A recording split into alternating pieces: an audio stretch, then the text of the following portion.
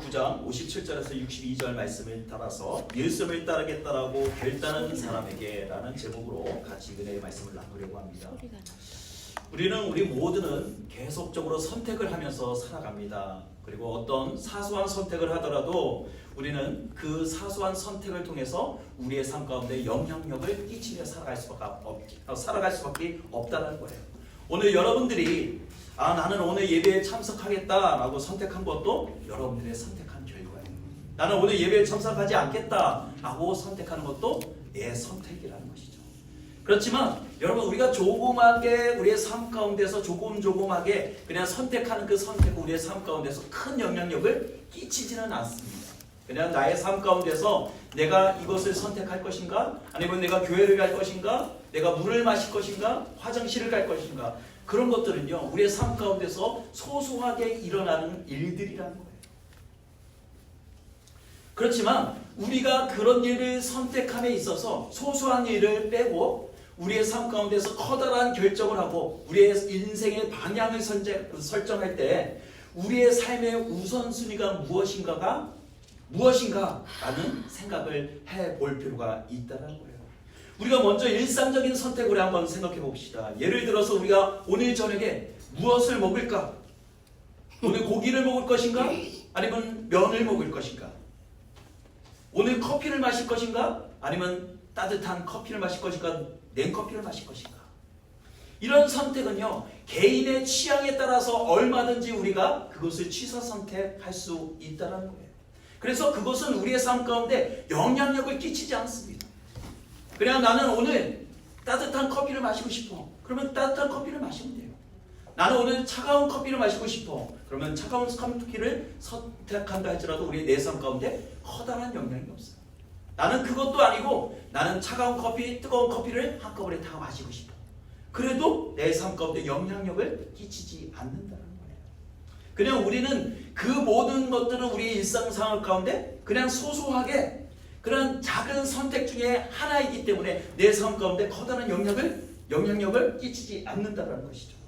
그렇지만 오늘 제가 여러분들께 드리고자 하는 것은 우리가 살아가는 동안에 우리가 선택해야 되는 커다란 문제 앞에서 우리가 어떤 우선순위를 들고 살아가야 하는지 따라가야 되는지 그것을 살펴보려고 한다는 거예요.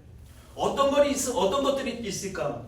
예를 들면 장차 대학을 준비하는 사람은 내가 어떤 대학을 가야지, 또 어떤 과목을 선택해야 될지 그것에 따라서 나의 인생의 방향이 달라질 수가 있어요. 또 직장 생활을 하는 사람에게는 내가 어떤 직장에서 어떻게 일을 할 것인지, 내가 일하는 그 부서에 따라서 나의 인생의 방향이 달라질 수도 있다는 거예요.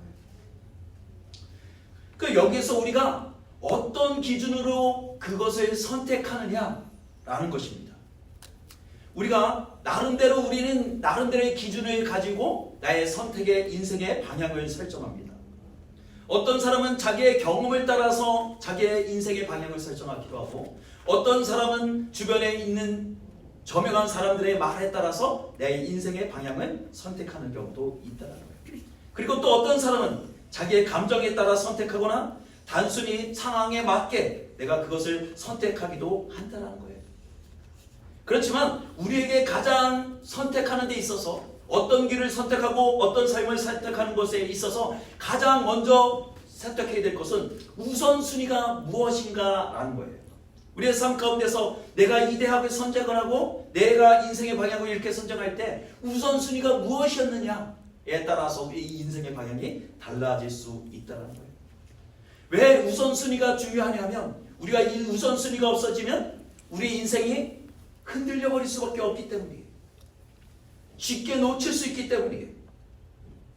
그렇기 때문에 우리가 어떤 것을 내 삶 가운데 우선순위에 놓느냐에 따라서 우리의 인생의 방향이 달라지고 우리의 인생의 질이 달라질 수 있다는 거예요. 그러니까 우리가 우선순위에 두고 무엇을 우선순위에 두고 살아가느냐에 따라서 우리의 중요한 인생의 방향이 결정된다는 것이죠. 만약에 내 인생 가운데 나는 세상에서 멋있게 옷을 입고 좋은 차를 타는 사람들이 멋있어 보여서 나는 그 사람 따라서 나도 그런 삶을 살아보고 싶다 하는 사람은 그 사람을 롤모델 삼아서 날마다 그런 삶을 즐겨 살 것입니다. 또 어떤 사람은 열심히 일을 해서 좋은 위치에 올라가 있는 사람들의 모습을 보면서 나도 성실 근면으로 열심히 일을 하며 그 자리에 올라가야 되겠다라고 롤모델을 삼는 사람들이 있을 것입니다. 그렇지만 믿는 자들은 세상에 갖는 사람들이 갖는 우선순위와는 다른 기준을 가지고 분명히 살아가야 한다는 것. 믿는 자들에게 있어서, 하나님에 따르는 제자들에게 있어서 우선순위는 무엇인가?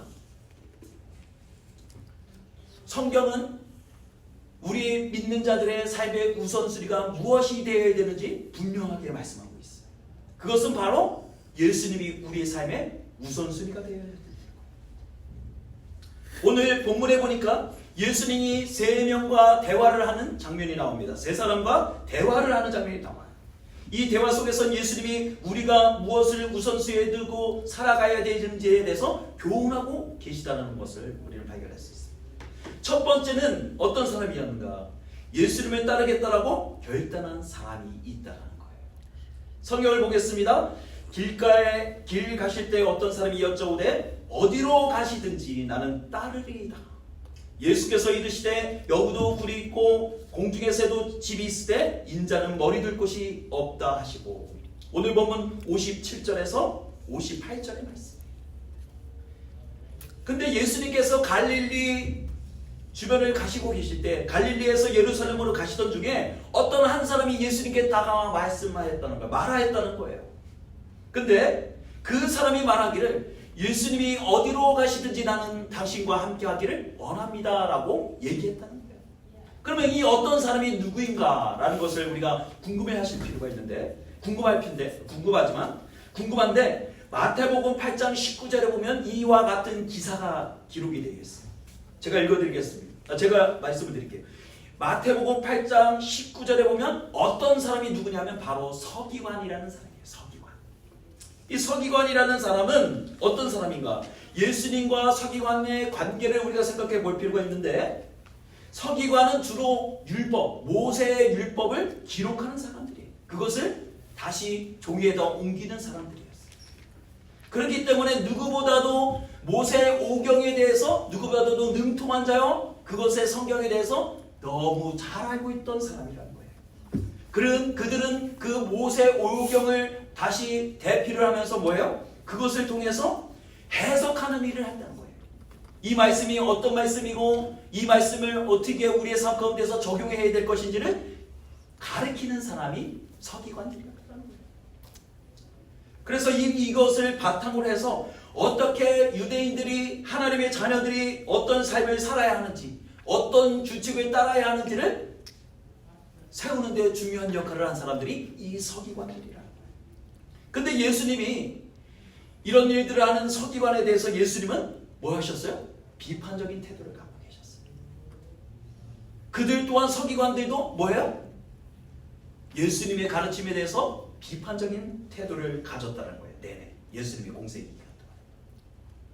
왜 그랬냐면 예수님이 가르쳤던 그 가르침은 모세 오경에 나왔던 그 가르침과 상충이 됐기 때문이에요. 예를 들어서 안식일에 어떤 것도 범하지 말라라고 했는데 예수님은 예수님의 제자들과 밀밭을 지나갈 때 뭐하죠? 밀밭을 수수하여 그것을 먹었던 거예요.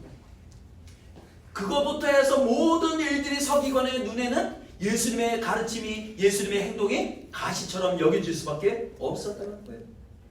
그럼 예수님은 서기관들을 향해서 뭐라고 말하냐면 너희는 겉으로는 번지르르 하나 너희 속은 부패하였다라고 말씀하세요. 이기적이다라고 말씀하세요. 그리고 너희들이 종교적인 행위를 하는 것이 모든 것이 다 동기가 뭐다? 사람으로 하여금 칭찬을 받기 위한 행동에 불과하다, 동기에 불과하다, 그렇게 말씀하셨다는 거예요. 마태복음 23장에는 예수님께서 서기관들과 바리사인에 대해서 이렇게 말씀하세요. 회치한 무덤 같다라고 그들을 비판하셨다. 그런 것들을 생각해 볼 때, 그런 모든 것을 종합해서 생각해 볼 때 서기관이 예수님을 따르겠다라고 하는 그 고백은 충격적일 수밖에 없다라는 거예요. 어떻게 보면 그 서기관이 높은 지에 있는 사람이 예수님을 따르겠다는 것은 예수님에게 있어서 좋은 절호의 찬스가 될 수도 있지만 예수님은 그것을 바라시지 않았어요. 바리새인이 아니 서기관이 예수님을 따르겠다라고 그때 다가와서 말을 했을까? 곰곰이 생각해 보니까요.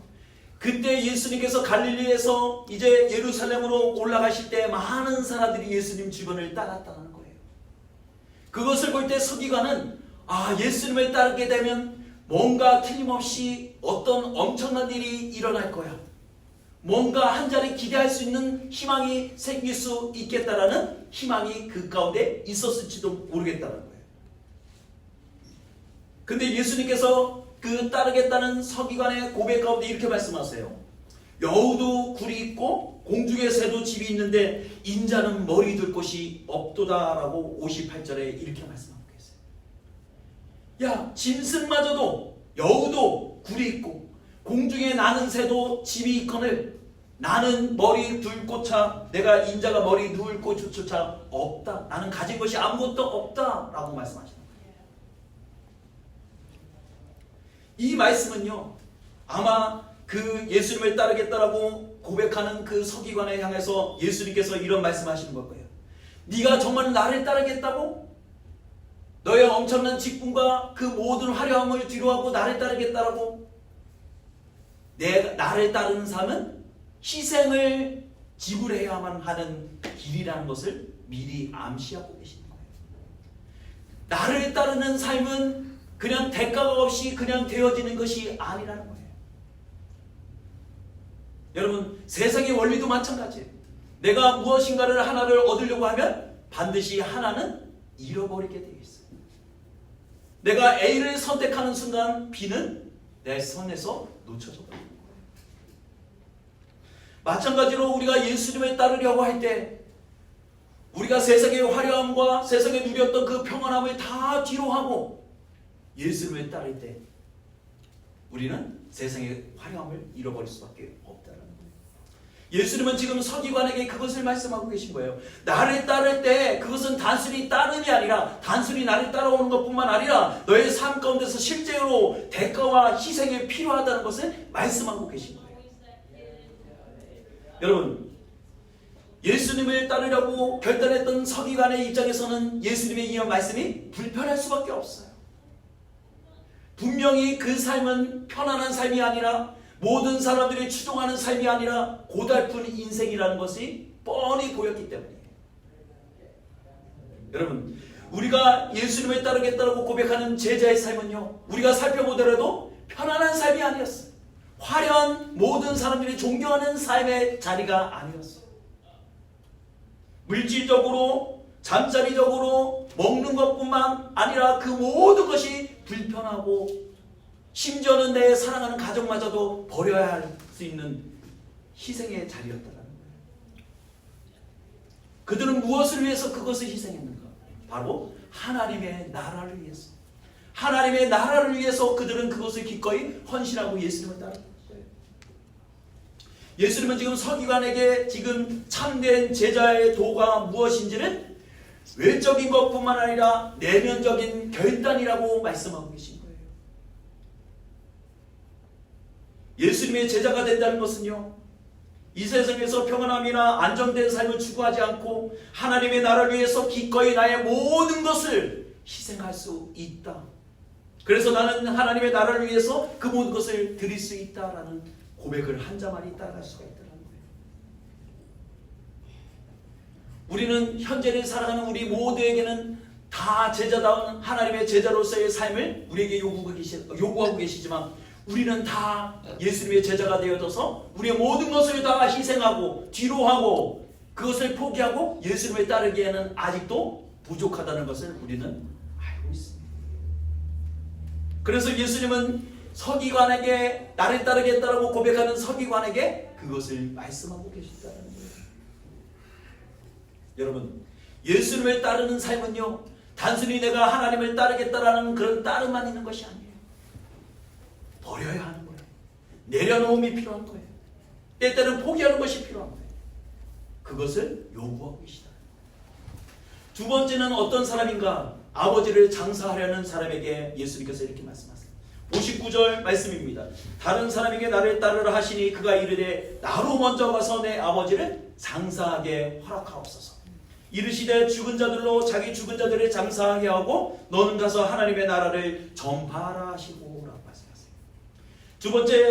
두 번째로 예수님은 어떤 사람에게 이렇게 말씀하십니다. 나를 따르라 라고 말씀하세요. 이번에는 첫 번째는 어떤 사람이 다가와 예수님을 따르겠다라고 말했는데 두 번째는 예수님께서 너는 나를 따르라 라고 말씀하세요. 근데 이 두 번째 사람은 어떻게 대답합니까? 그런데 그 사람은 이렇게 대답합니다. 내가 먼저 가서 내 아버지를 장사하게 허락하여 주옵소서. 장사한다는 말은 지금으로 말하면 쉽게 말하면 죽은 자를 땅에 묻고 와서 내가 예수님을 따르겠습니다 라고 얘기했다는 거예요. 이 요청은 어떻게 보면 당시 유대인의 전통과 관습을 고려할 때 그것은 상식적인 일이에요. 우리가 지금도 우리 대한민국도 그렇지만 부모님이 돌아가시면 그 장례를 치르는 것은 자녀들이 해야 할 마땅한 일이에요. 그래서 선산에다가 봉우리를 만들고 그곳에서 그곳을 장사를 지내고 예전에는 그곳에서 상을 치르는 일을 했단 말이에요. 100일 동안 그 상을 차려놓고 그 죽은 자를 위로했다는 거예요. 그렇기 때문에 이 사람의 요청은 어떻게 보면 너무도 상식적이고 그것은 당연한 일이었어요. 부모님의 장례를 치르는 것은 자녀든 도리로서 너무도 당연한 것이었어요. 그래서 이 사람은 예수님께 요구했던 것이죠. 내가 부모님의 장례를 치르고 난 후에 당신을 따르겠습니다라고 얘기했던 거예요. 근데 예수님께서 의외의 답변을 하십니다. 그래, 네가 가서 그것을 치르고 와서 나를 따르라고 말씀하시지 않고 뭐라고 말씀하시며 죽은 자들로 자기의 죽은 자들을 장사하게 하고 너는 가서 하나님의 나라를 전파하라라고 말씀하세요. 의외의 질문이에요. 우리는 이 말씀을 보면 예수님은 인륜도 천륜도 다 저버리시는 정말로 불효자구나 이렇게 생각할 수가 있어요. 그렇지만 예수님은 그런 분이 아니에요. 우리가 아는 것처럼 예수님은 부모도 그 모든 것을 천륜도 인륜도 끌어버리는 그런 분이 아니시라는 거예요. 예수님께서 지금 하시는 말씀은 네가 부모의 장례를 치르는 일보다도 더 우선시 되어져야 할 것이 있다라고 말씀하십니다. 그거보다도 우선시 되어져야 할 것이 있다라고 말씀하시는 거예요. 그것은 무엇입니까? 바로 하나님의 나라의 복음을 증거하는 일이라고 말씀하시는 거예요. 여러분, 하나님의 나라의 복음을 전하는 일보다도 더 우선시되고 처음이 되는 것은 이 세상에 아무것도 존재하지 않아요. 그것이 믿는 자들의 최고의 가치가 되어져야 되고 복음을 증거하는 것이 나의 삶의 최우선순위가 되어져야 한다. 그렇기 때문에 예수님은 너의 윤리와 관습을 뛰어넘어서 너의 전통을 뛰어넘어서 하나님의 나라의 복음을 증거하는 일에 너희가 힘쓰라고 말씀하셨다는 거예요. 세 번째는 어떤 사람입니까? 가족과 작별 인사를 하려는 사람에게 예수님께서 말씀하세요. 61절입니다. 또 다른 사람이 이르되 내가 주여 내가 주를 따르겠나이다마는 나는 먼저 내 가족을 작별하게 허락하옵소서. 예수께서 이르시되 손에 쟁기를 잡고 뒤를 돌아보는 자는 하나님의 나라에 합당하지 아니하니라 하시니라. 여기 한번 그림 좀 띄워주세요. 세 번째 사람은 예수님께서 나를 따르라고 말씀하십니다. 근데 이 사람이 이렇게 말해요. 나로 하여금 먼저 가족에게 가서 작별 인사를 하고 돌아올 수 있게끔 시간을 허락해 주십시오 라고 얘기했다는 거예요. 근데 예수님께서 이어서 이렇게 말씀하시죠. 손에 쟁기를 잡고 뒤를 돌아보는 자는 하나님의 나라에 합당하지 아니하니라 라고 말씀하세요. 예수님께서는 쟁기질을 하던 사람이 뒤를 돌아보는 것은 합당치 않다라고 말씀하십니다. 여러분, 여기 지금 그림을 보시면 알겠지만 이거 옛날에 우리 조상들이 저도 어릴 때 이런 것들을 많이 봤거든요. 앞에서 소가 끌고 뒤에는 사람이 이 쟁기를 눌러서 밭고랑을 내는 거예요. 그쵸? 우리 어머니는 아실 거예요. 그러므로 인해서 밭을 만들어야지만 거기다 무엇을 심을 수 있고 고구마도 심고 고추도 심고 우리가 먹을 수 있는 야채들을 심을 수 있기 때문에 농부는 열심히 땅을 갈아야 엎어야 되는 거예요. 근데 이 쟁기질을 하는 사람은요, 절대 자기가 그 일을 행함에 있어서 뒤로 뒤돌아보면 안 되는 거예요. 왜 그렇게 되냐면, 왜 그러냐면 쟁기질을 하면서 소가 앞에서 끌고 가는데 이 쟁기질을 누르고 있는 사람이 뒤로 뒤돌아보는 순간 어떻게 되는 거예요? 길이 삐딱삐딱하게 되는 거예요. 그렇기 때문에 쟁기질을 하는 사람은 이것이 땅에 쿡 박혀서 깊숙이 박혀서 땅이 깊숙이 파일 수 있도록 눌러야 하는 동시에 앞만 보고 가야 한다는 거예요. 그렇기 때문에 성경은 그것을 의미하고 있는 거예요. 네가 하나님의 나라의 복음을 들고 네가 뒤를 들어보는 순간 뭐예요? 세상에 내가 놓고 온 가족과 내가 즐겼던 쾌락과 부귀와 그 모든 것이 눈에 선할 수밖에 없기 때문에 다시 돌아갈 수밖에 없다는 거예요. 이스라엘 백성들이 광야 생활을 할 때 그들이 나와서 불평했던 것이 무엇입니까? 우리가 애굽에 있을 때에는 뭐예요? 고기도 먹고 야채도 먹고 마늘도 먹었는데 광야에 나오니 그 모든 것들을 먹지 못한다라고 원망했잖아요. 예수님께서는 그것을 뭐 하시죠? 싫어하신다는 거예요. 쟁기를 든 자는 오직 자기 일에 집중해야 한다는 거예요. 뒤로 돌아보지 말라고 말씀하시는 거예요. 힘과 온 나의 신경을 집중하여 그 일을 감당하라는 거예요. 흔들리지 말라는 거예요. 세상 가운데 너의 마음을 뺏기지 말고 내가 사랑하는 것들 때문에 내가 가야 할 길을 흔들리지 말라는 것을 말씀하시는 거예요. 여러분, 이 세 사람의 대화를 통해서 예수님께서 우리에게 주시고자 하는 메시지는 무엇일까? 그것은 현재 나의 삶의 우선순위가 무엇인가? 예수님은 분명히 우리에게 말씀하세요. 너희는 먼저 그의 나라와 그의 의를 구하라. 그리하면 이 모든 것을 너에게 더하시리라 라고 말씀하세요. 하나님이 우리에게 말씀하시는 우선순위는 먼저 그의 나라와 그의 의가 되어져야 한다는 거예요. 하나님의 나라가 너의 의가 되어져야 되고 우선순위가 되어져야 된다고 우리에게 분명히 말씀하세요. 그럴 때 너희가 그 모든 것을 버려두고 나를 쫓고 하나님의 나라가 너의 삶 가운데 우선시 될 때 나는 너에게 모든 필요한 것을 공급할 것이다 라고 말씀하고 계시고,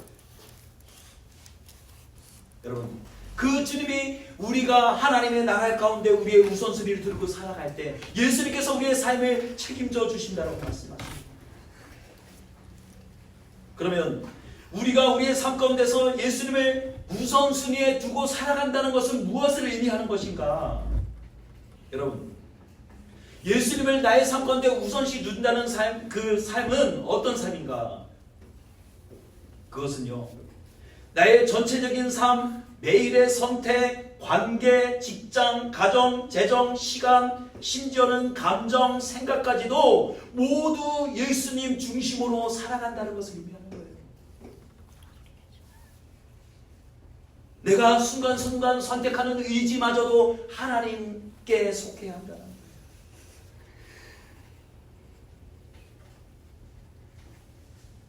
내가 어떤 것을 나의 삶 가운데 우선시 삼고 살아가느냐, 그것은 너무도 중요하다는 것이죠. 여러분, 우리가 하나님을 우선시에 두고 살아간다는 것은요, 단순히 내가 주일날 하루 내가 주님 앞에 결단하고 예배를 드리겠다, 예배에만 국한된 것이 아니라는 거예요. 내가 단순히 주일날 1시간을 주님 앞에 헌신하여서 헌금과 내 삶을 드려서 예배하는 것만으로 나의 삶의 주님이 우선순위라고 생각하시면 여러분 큰 착각을 하고 계신 거예요. 여러분, 하나님이 우리의 삶의 우선시가 된다는 것은 그분의 가르침을 나의 삶 가운데서 실천하며 살아가는 삶을 의미합니다. 예수님을 따라간다는 삶, 따라간다는 것은 단순한 신앙 고백이 아니에요. 예수님이 우리의 삶의 모든 전 영역에서 나의 주권자가 되심을 인정하는 거예요. 그래서 우리는 그 삶을 주님께 의탁하는 삶이에요. 그래서 우리가 선택하는 것들이 우리를 정의한다는 거예요. 정의한다는 거예요. 우리를 말해준다는 거예요. 예를 들어 돈을 가장 중요한 가치로 여기면 경제적인 성공을 선택한 것이 우리의 삶의 우선시가 될 것입니다. 반면에 나는 사랑과 나눔을 중요하게 여기면 이웃을 돕고 기부와 봉사를 우선시할 것입니다. 예수님도 우리의 가치관과 선택에 대해서 여러 번 말씀하셨어요. 마태복음 6장 21절에 이렇게 말씀하십니다. 내 보물이 있는 곳에 내 마음도 있느니라 라고 말씀하세요. 네 물질이 향하는 곳이 네 기준이고 너다 라고 말씀하시는 거예요. 여러분, 내가 어떤 것을 선택하느냐, 내가 어떤 길을 가고 있느냐, 그것이 그 사람의 정기라는 거예요. 하나님을 따르는 선택, 사랑과 섬김의 선택, 정직과 진리의 선택은 우리를 하나님의 뜻에 맞는 사람으로 변화시킨다는 거예요. 반대로 이기적이고 세속적인 선택은 우리의 삶에 하나님으로부터 멀어지게 만든다는 것이죠.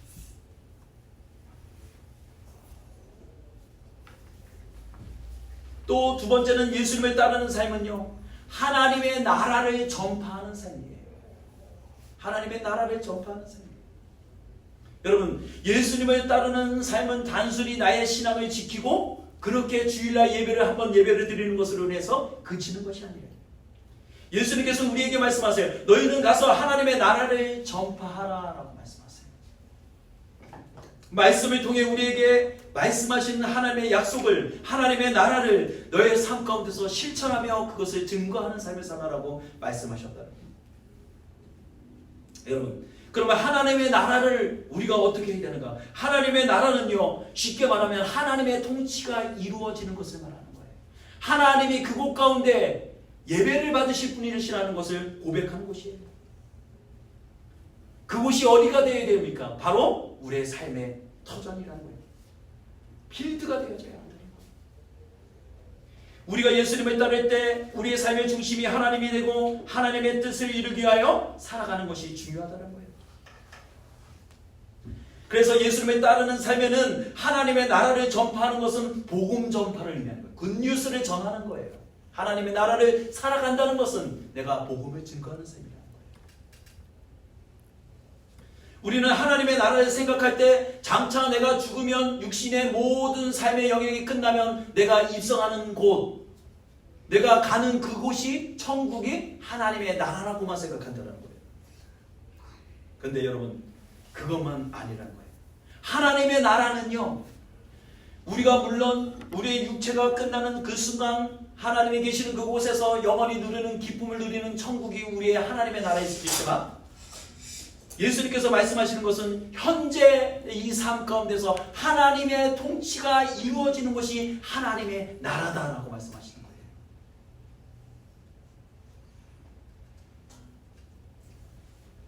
그렇기 때문에 우리가 살아있는 동안 우리는 뭐 해야 돼요? 말씀을 증거하는 것뿐만 아니라 하나님의 나라를 믿지 않는 자들에게 보여줄 수 있어야 한다는 거예요. 보여줄 수 있어야 돼요. 여러분, 그러면 하나님의 나라는 어떻게 증거해야 되는가? 그것은요, 우리가 가서 예수 믿으세요 라고만 하는 것으로 되는 것이 아니라는 거예요. 우리의 삶이 하나님의 나라를 증거하는 삶이 되어져야 합니다. 어떤 것? 예수님은 우리에게 어떤 것을 보여주셨습니까? 하나님의 나라는 사랑과 용서와 섬김과 정의를 통해서 직접 이곳에서 보여주셨다는 거예요. 제자들을 향해서, 그 따르는 사람들을 향해서 무한한 사랑의 모습을 보여주셨어요. 그리고 용서하셨어요. 그리고 그들을 섬겨주셨어요. 그리고 하나님의 나라의 가치를 실현함으로 하나님의 나라의 정의를 보여주셨다는 거예요. 그렇기 때문에 우리가 하나님을 따르는 자녀로서 우리는 그런 삶을 살아내야 한다는 것이죠. 우리는 각자 다 다른 위치에서 살아가고 있습니다. 어떤 사람은 C지역, 어떤 사람은 A지역, 어떤 사람은 B지역에서 살고 있어요. 그렇지만 하나님은 우리를 하나님의 나라의 복음을 증거하는 증거자로서, 사명자로 우리를 부르셨다는 거예요. 어떤 사람은 직장으로 가고, 어떤 사람은 가정으로 가고, 어떤 사람은 학교로 가고, 어떤 사람은 공동체로 나갈 때 그곳에서 하나님의 나라를 실현하며 너희들이 복음을 증거하는 삶을 살라라고 말씀하고 있어요. 예수님의 나라가, 예수님이 나의 삶의 우선시가 될 때 우리는 먼저 그의 나라와 의를 구하면 자연스럽게 우리가 사명을 따라 살아가다 보면 하나님의 뜻이 그곳 가서 합력하여 모든 것이 합력하여 선을 이루듯이 그곳 가운데 풍성한 하나님의 나라가 임하기 시작하더라. 아멘. 말씀을 마무리합니다. 우리는 매일매일 여러 가지 선택을 하며 살아갑니다. 어떤 사람은 오늘 하루를 짜증내면서 시작하는 사람도 있고, 어떤 사람은 감사로 시작하는 사람도 있고, 어떤 사람은 기분 상쾌하게, 어떤 사람은 몸이 찌뿌둥한 상태로 시작할 수도 있어요. 여러분, 우리가 무엇을 선택하고 내가 어떤 길을 걸어가느냐에 따라서 우리의 삶에 큰 영향을 미친다고 말씀드렸어요.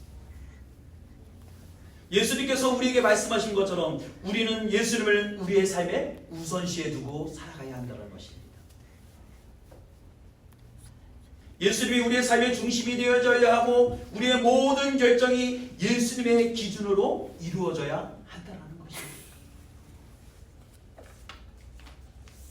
오늘 우리가 예배당에 예배에 참석한 것처럼 우리가 매일 삶 속에서 예수님을 우선순위에 두고 살 때 하나님을 우리의 삶을 책임져 주시고 우리의 모든 순간에 선택해서 모든 선택 속에서 하나님의 나라와 의를 구하는 사람에게 필요한 모든 것을 공급해 주신다고 말씀하고 있어요. 이제 우리는 선택을 해야 합니다.